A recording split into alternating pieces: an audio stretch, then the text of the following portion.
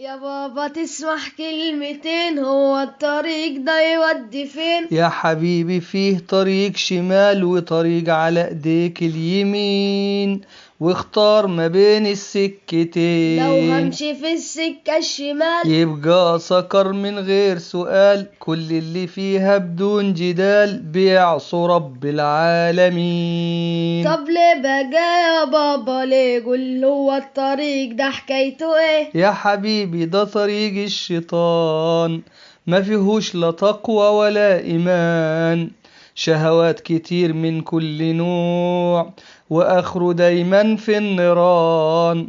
فيه اللي يشرب مسكرات، واللي بيضحك على البنات، شبهات كتير والقلب مات، ومهما عشنا آخرنا فين؟ طب واللي تارك للصلاة؟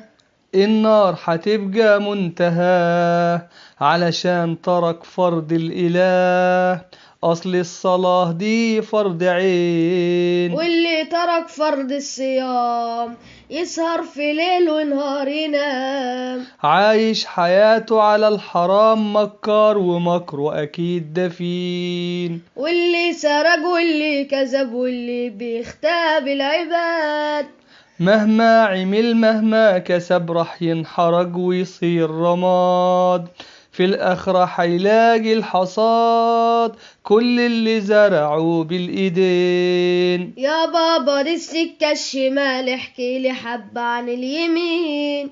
دي سكة الخير والجمال، والسكة دي للمؤمنين الطيبين المخلصين، اللي في صلاتهم خاشعين، الذاكرين الشاكرين وقت الشدائد صابرين، حتى اللي وياهم فلوس على الغلابة منفقين. خلاص يا بابا انا عرفت من النهاردة همشي فين، والدعوة عامة للجميع، انا بدعي كل السامعين يبقوا معانا اجمعين ادعي وكله يقول امين، يجعلنا من اهل اليمين، يجعلنا من أهل اليمين، يجعلنا من أهل اليمين.